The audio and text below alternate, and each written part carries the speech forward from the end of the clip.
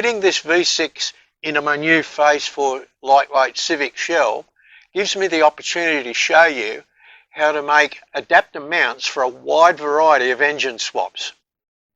There's obviously not just one way of doing this, but here's how I do it using the factory mounts from the original donor car.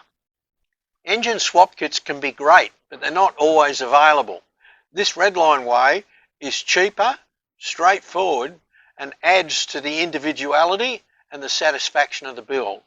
The positioning of any new engine in a front-wheel drive car must start with aligning the drive shafts to the front hubs. But I've already done that in that old girl underneath the sheets over there when I made the adapter plates that I'm going to use in this build.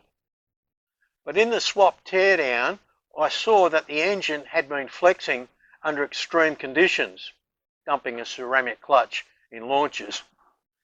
Because of that slight engine movement, the driver's side CV retaining clip had been just touching the chassis here and been flicking off and releasing the molybdenum grease from the joint.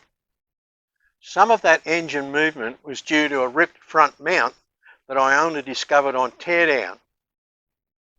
Some of this damage is unavoidable in racing, but I've come up with a way of strengthening this mount. Anyway, I've decided to move the engine 8mm further forward than what it was in the old car to avoid the problem of that CV clip touching the chassis.